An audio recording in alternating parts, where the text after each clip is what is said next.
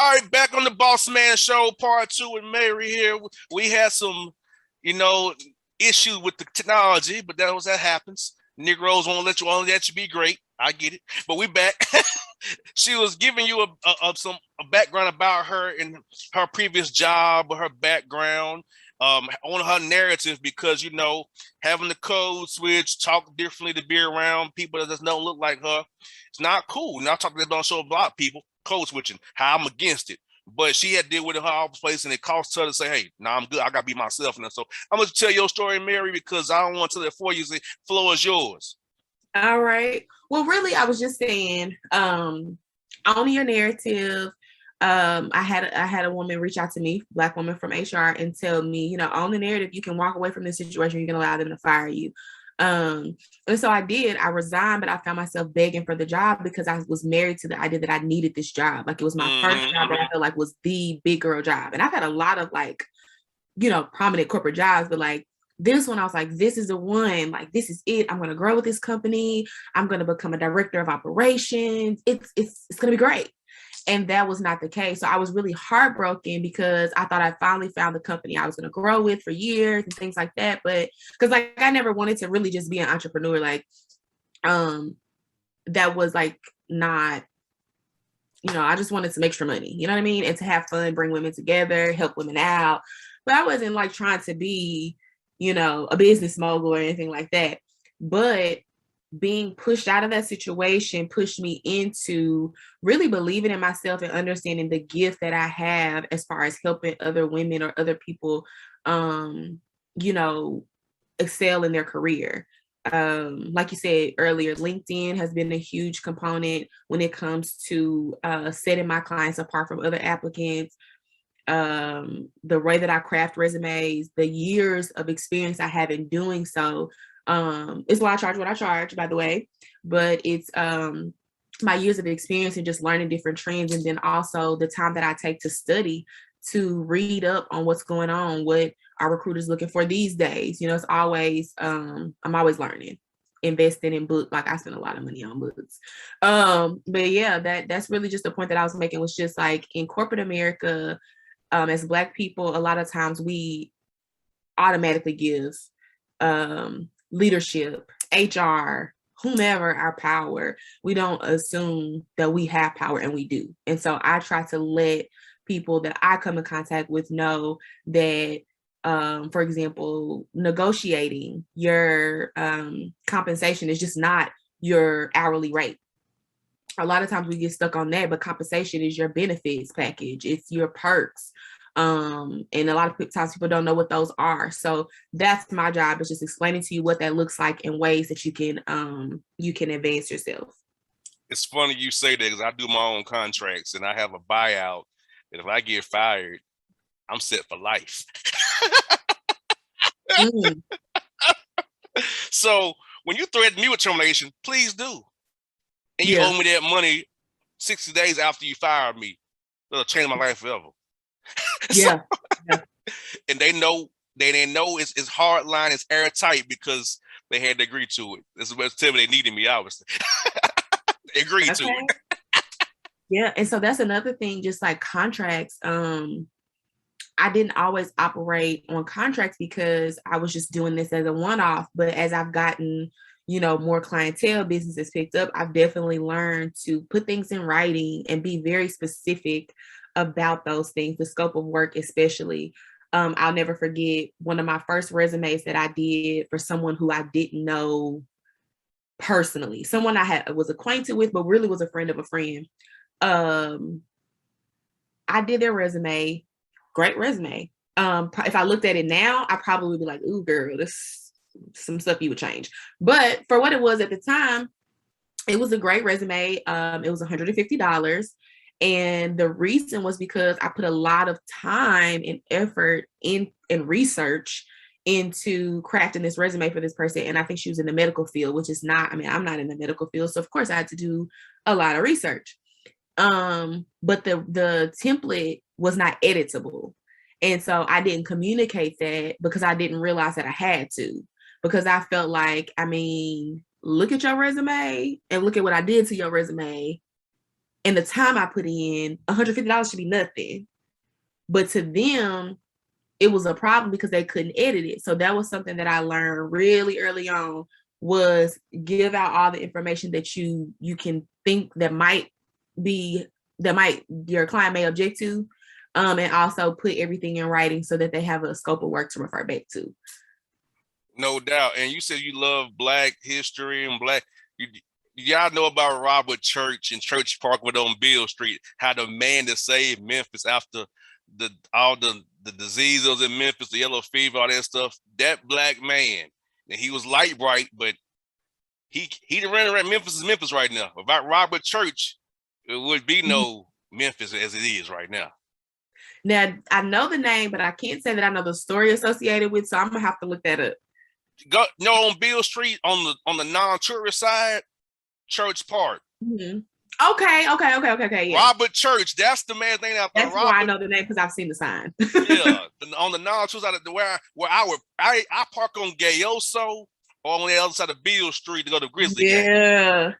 Or sometimes I get the credential in the little Grizzly parking lot on Dr. Martin Luther King Drive over there. I still worry about my vehicle, but listen, I love me some Memphis. I lived there for about 8 years. I went to school there for 4.5 years, and then I lived there for about 4 years after. And then I moved back here. And I mean, it's different. It is a different place. Yes. Okay. Yes. I agree. As much as people say, because they've seen the first 48 and stuff like that, as much as they say it's dangerous, like I never felt super unsafe in Memphis. And I don't know if that just means it's just because I know I'm covered by God, excuse me, or what, but like I never just felt super unsafe. And I've had people follow me. I've had people watch my apartment. But I can't say that it's all that people make it out to be when they're like, oh, Memphis is so dangerous. And I'm just like, nah, it's really not more dangerous than any other place. Nah, it's not worse than Atlanta. So yeah, I'm used to it. Like I'll be in Orange, I'll be over there on Bunton, Lamar. I'll be over there. Nobody's hanging out on Lamar. What you on Lamar doing? Don't tell nobody you have on Lamar. I got folks over along Lamar Avenue, Lamar Ave, 78, going to the Mississippi to Birmingham. That's why I go to Birmingham and Atlanta. Okay. Yeah, but I got folks over there on Lamar and Blackhaven. I know about Blackhaven too. You know? Blackhaven. That's funny. Yeah. Before I moved to Memphis, I used to be in this youth organization in high school, and the kids, we would come from all over when we do conference. And I met this guy from Memphis, and he used to call it Blackhaven. I was like, Blackhaven? Why do they call it that? And so when I moved there, I realized it's actually a place called Whitehaven that they renamed Blackhaven. And I ended up working out there off Elvis Presley. And the running joke is like, if you're from Memphis, you've never been to Graceland. And nobody I know has ever been to Graceland. Yeah, I've never been either. I don't want to go. Like, no. Yeah. I've been to the Memphis Zoo, and that's about it. Yeah, the zoo is lit on Tuesdays. I don't know if they still do that, but back when I was in school, the zoo was a place to be on. I haven't been to Mud Island either. I ain't been to Mud Island, none of that crap. Now, I've been to Mud Island, but that was just like walking around, like exercising. Yeah, I used to live downtown Memphis. The FedEx Forum and the zoo and mug shots and clicks. I've never been to Malco Way. Yeah, it's right in front of the movie theater. I used to live over there too, off Riverdale. Yeah, so I'm either Orange Mound, I'm in Cordova, sometime Bartlett, East Memphis. Yeah. So that's now I've been on Canada Road a few times to some big houses out there. Like Lord, okay, I see y'all out here bougie and bad out here in the Shelby Gardens over here. I see y'all working over here.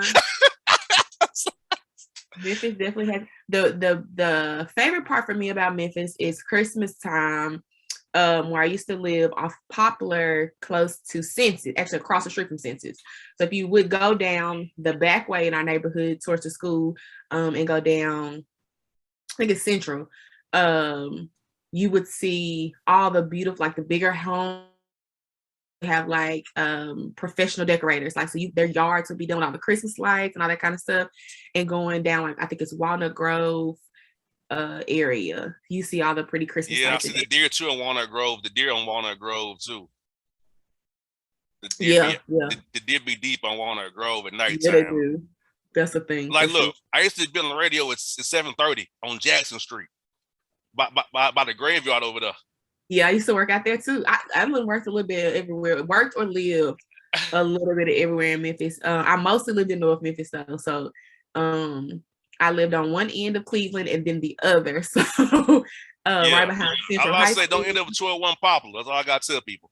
201 Poplar ain't for you. Don't end up there. I spent a lot of time in 201. I spent a lot of time in 201 Poplar as a pre-law minor. So when I would have to take my law classes, I would have to go to different types of court. And it was interesting. Like I went to a divorce proceeding one time. I went to several proceedings where it's like general sessions and stuff like that. It's very interesting to say the least. No doubt. Well, tell us about your single woman Joan lifestyle, because that's an interesting lifestyle to have. Tell us about that and what's inspired that for you as well.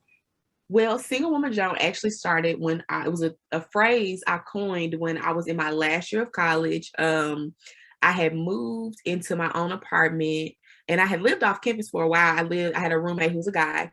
And then I moved into my own apartment by myself. And so it was like my first time living as a single woman. And I just had like what I thought was the best apartment behind Central High School. It was at the top. It was like only two on my end. So it's me at the top, another guy at the bottom, him and his roommate. And my apartment was just the bomb.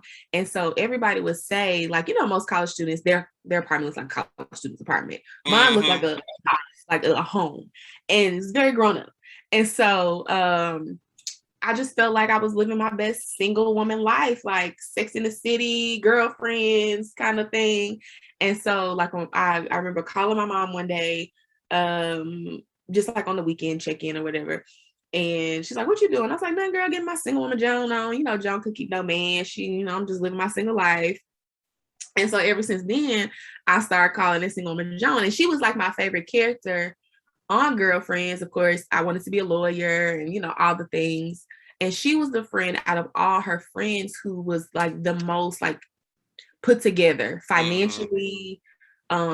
She just seemed like the one that like had it together. And I mean, Tony Childs, of course, she was a baller. She lived in her like luxurious apartment and all that. But Joan was the one that was like really in her career field, really about business. And it's like the only thing she felt like she was missing was a man. And I don't think she got that man, but yeah, that's how it started. And so moving forward, I just like called myself Single Woman Joan on Instagram. And my posts, I'm a pretty transparent person. So I think my following was built from just that transparency in my posts about being a single woman, being in my career, dating, all of the things. And then it just kind of grew from there and turned into a blog. So I started a blog when I moved back here to take care of my grandmother. And so it was kind of cathartic because I didn't have a job.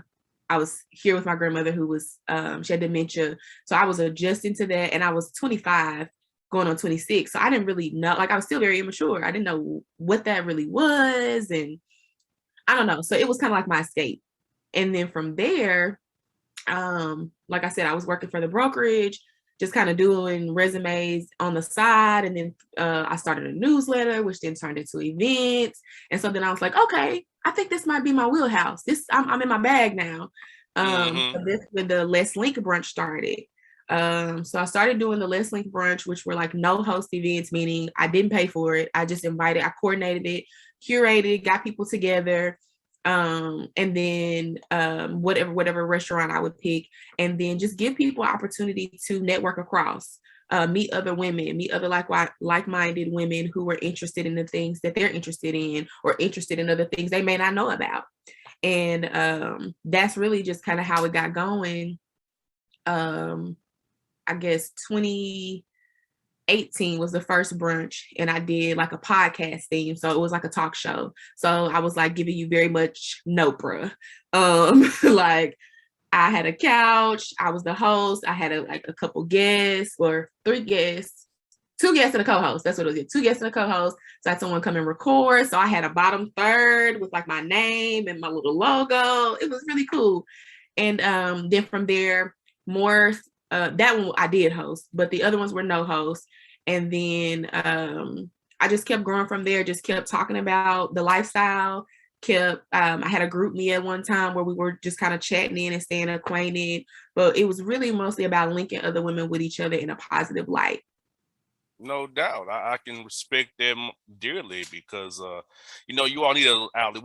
We have the barbershop, but you all need that capacity. It's not, because I feel like the salon was worse than the barbershop. I don't want to even go out to talk about salon syndrome. I have PTSD I from don't go that. to salons. I can't remember the last time I've been in a salon because I have not gotten my hair done professionally in decades, I feel like. Look, dating a cosmetologist, I got scarred for life. I got dragged like it wasn't nothing. I was nothing. Yeah, that might not be the safest place for you, brother. Yeah, like, you know what? Like, I'm like, you believe you little helpers, you laying up me every night. These helpers tell you what, really? Helpers. Well, so that is, yeah, I think that is probably how people sometimes look at single women. Like, I have some male fans, but I don't have, like, a lot of males have given me feedback.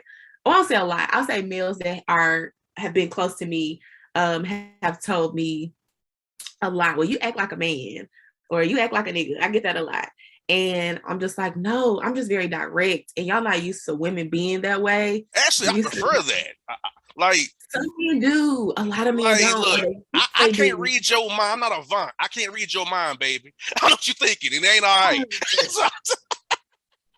I mean, like, I'm a very direct person.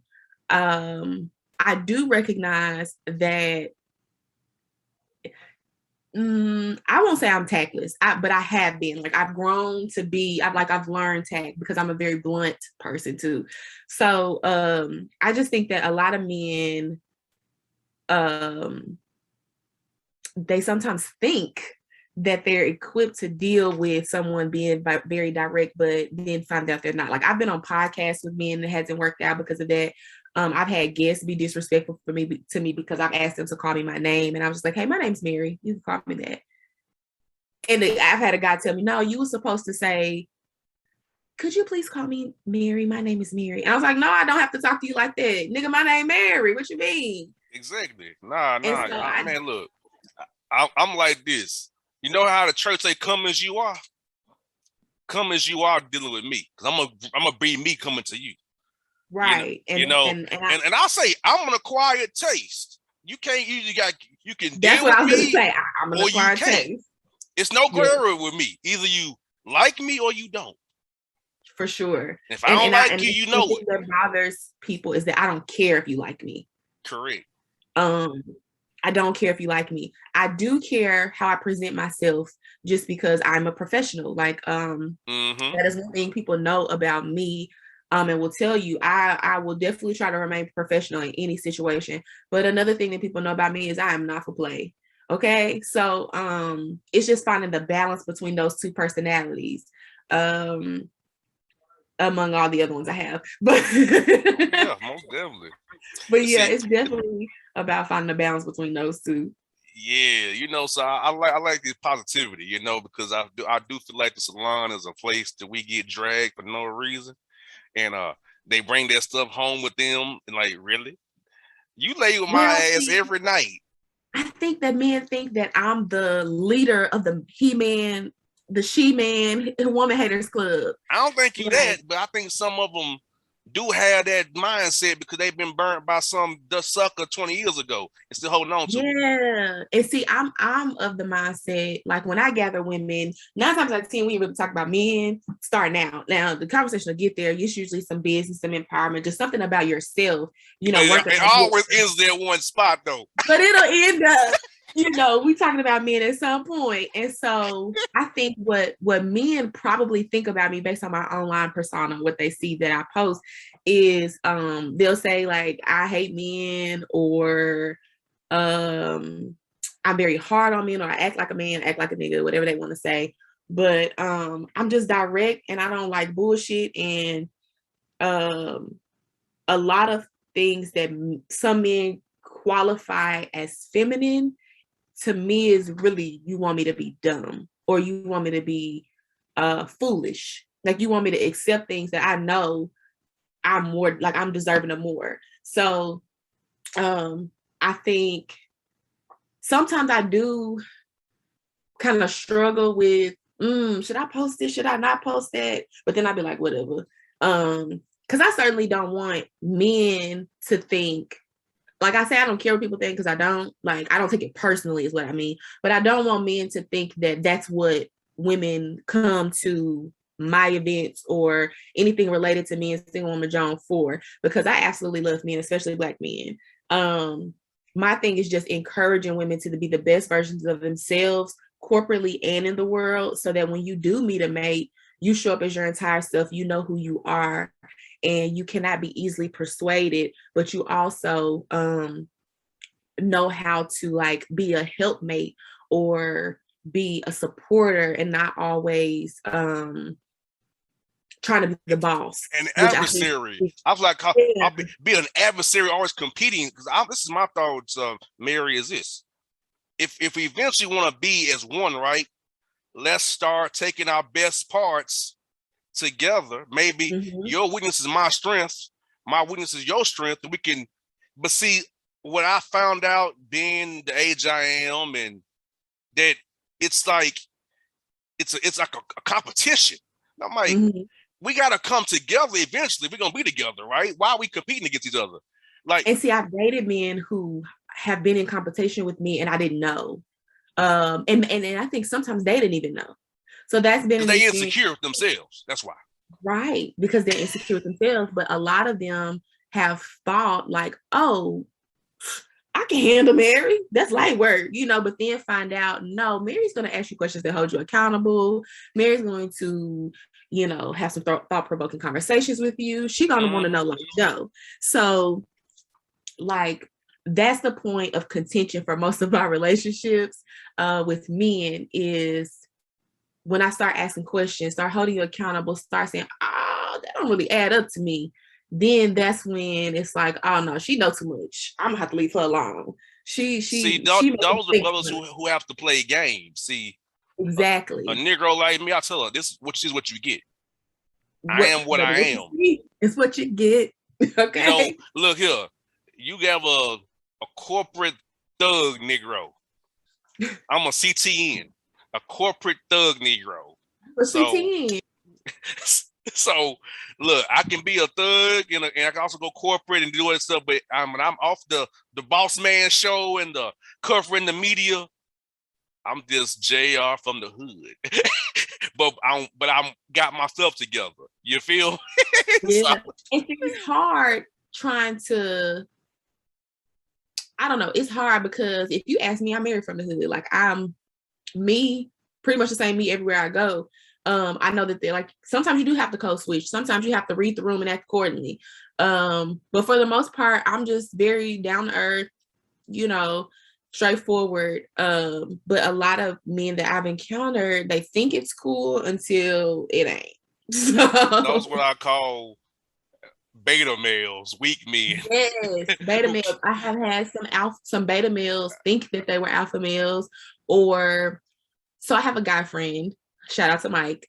Like, one of my only, like, close guy friends that lives in Nashville, and he's older. So he was explaining to me about the last guy I dated. He was like, see, what happened was, Mayree, he was a beta male who thought he was an alpha male. And at first he thought, oh, see, I'm gonna lock Mayree down. But then you put that thing on him, and now the beta male took over. Now he don't know what to do. He just emotional like Carl Thomas. And I'm just like, so emotional. That song trips me out. And now I'm like, okay then. So so I'm not gonna lie. Some of the stuff like that we do talk about at Single Woman Joan, because that's part of the lifestyle. And like, I mean, I tried to tell you from the beginning, brother. That's my sentiment Some of about these it. Like, brothers can't handle the real, like they can't handle the truth. You know what I'm saying? they Some of can't handle these chicks can't handle the truth either. Like this is my thing. I was on a relationship panel, you know, in Louisville a couple weeks ago. I just said, I'm gonna tell you what I said. So you gotta love yourself. Somebody turn you period. down, tell them that's they loss. Now, you know, No, it's we get out of. I've even gotten out of habit of saying that's they loss. It depends on the situation because there are sometimes where it is a person's loss, but then sometimes that just didn't work out because it wasn't meant to be. It wasn't. It that just wasn't it. Now any man that I've dated, that's your loss. But most of the times,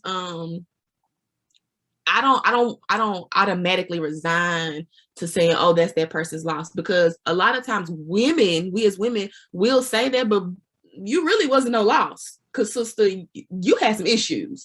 And I think that's the thing too, that men don't, like people who watch me, the male audience, they don't realize that I'm telling women. Because there are some women who might feel like I'm a little Kevin Samuels with them. And then there might be some women who feel like, oh, Mary's very compassionate with me. But for the most part, like sometimes I'm just like, sister, you're not the victim. You're the problem. It's you. yeah. No, you See, were longer. I was going for the self-confidence route when I was on that panel, trying to give men and women look. Somebody turn you down, they say lost. Let them turn you down. They don't know what you offer. They missed out. That was how I was gonna give them some confidence, because you know me, I don't give a damn. Like, right. I think that's why I, took it the other way, because I was just like, I'm not even thinking about like, because I'm like, I ain't got no children. I got a radio show. I'm in the public eye. I'm doing things, and you don't want. I'm a unicorn. How many brothers in their 30s ain't got no kids in double degree? That's true. That's true. So, well, but yeah, that's true. So if you don't want that, because of my schedule, or but your personality might suck, JR. It don't. This is like that's the thing too. We get caught up in is because we look good on paper, we sound good on paper, that we think like we're the ultimate catch. So that's I'm gonna tell you what it is. I don't take nothing. Yeah. You see, I have a legal mind. So I'm gonna analyze what you said to me. Okay, you say it is, but you're doing this. See, it doesn't flow logically for you. If it doesn't flow logically, if it don't look, I'm quick to say, look, this ain't gonna work out, shawty. Yeah. Like, nah. We need to just either be friends or be nothing at all. I can't. I'm not gonna be friends with you at all. It's over. You know, like I can't. So, because for me, I'm listening to what you're saying to me. I'm watching your actions. Okay, I'm gonna hear your words, but I'm watching how you move though. If you ain't moving right, or if I feel like, I was listening to this, the Project Pat. Don't save her. She don't want to be saved. I would try to save these women, or deal with the hurt and try to solve the hurt. I ain't Dr. Phil. I ain't none of these people. So I had to stop doing that nonsense. Well, so in my career, I have evolved to just look. If you got some flaws, I can deal with some flaws. Certain I can't deal with. And if I gotta fight the ghost of 6 men prior to me, I can't do it. Yes, it shouldn't be in a relationship then if she's still hopping on somebody 6 dates, six men they done dated ago. But that's a real thing. Like, the dating aspect of it, people be really interested in, because I get the question a lot is, once you get a boyfriend, you gonna still be single woman John? Like, yeah, so he married me, I guess then I'd be girlfriend woman John, married woman John, I don't know. I would say keep the brand. It would definitely still be single woman John. Yeah, keep the brand, but yeah, I moved on. I'm still helping y'all. See? Yeah, exactly.